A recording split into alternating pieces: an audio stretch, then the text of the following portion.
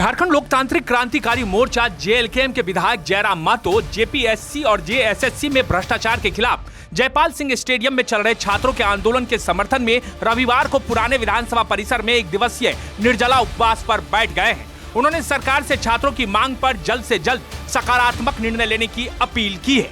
जयराम महतो ने कहा कि छात्र लंबे समय से अपनी मांगों को लेकर आंदोलन कर रहे हैं। सरकार को उनकी मांगों को गंभीरता से लेते हुए शीघ्र समाधान करना चाहिए। उन्होंने स्पष्ट किया कि 10 अगस्त को प्रस्तावित विधानसभा मार्च में वे स्वयं भी शामिल होंगे। उनकी पार्टी ने भी छात्रों के विधानसभा मार्च को समर्थन देने का ऐलान किया है। जयराम महतो के उपवास और विधानसभा मार्च में शामिल होने के ऐलान के साथ ही छात्रों के आंदोलन को भी समर्थन दिया है। रविवार को दोपहर 12 बजे सरकार के 4 मंत्रियों के साथ तीसरे दौर की बैठक होनी है। माना जा रहा है कि इस बैठक में कोई बड़ा फैसला लिया जा सकता है।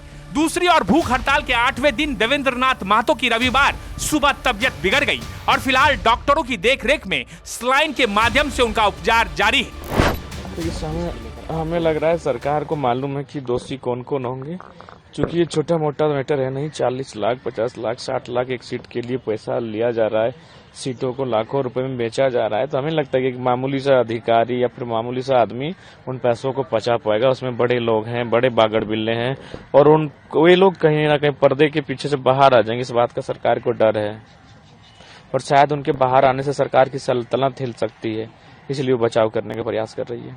क्योंकि हम भी विधानसभा के सदस्य हैं, विधायिका के अंग हैं, तो शायद मेरे कार्यक्रम करने से, मेरे अनशन में आने से और 1% ही सही एक्स्ट्रा दबाव पड़ सके। हमारा कहना है कि अलग अलग बात क्यों करना, एक बार जब बात हो गई छात्रों से तो सबसे पहले समाधान कर देना चाहिए था।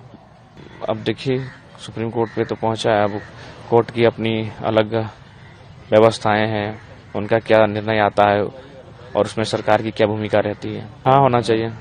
सीआईडी से भरोसा उठा है सीजीएल को लेकर, उनको मैसेज यही देंगे कि आप डटे रहें, आप और मजबूती के साथ डटे रहें, सरकार को झुकना पड़ेगा। पता नहीं, हमको समझ में नहीं आ रहा इतना क्यों अकड़ रही है।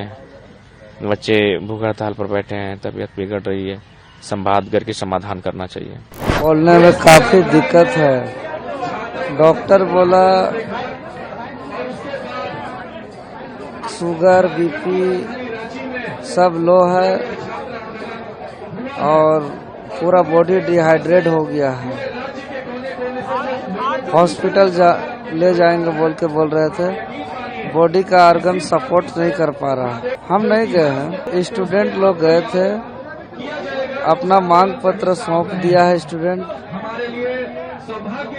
सरकार आश्वासन दिया है आप लोग का मांग जायज है, इस पर विचार कर रहे हैं बोले थे।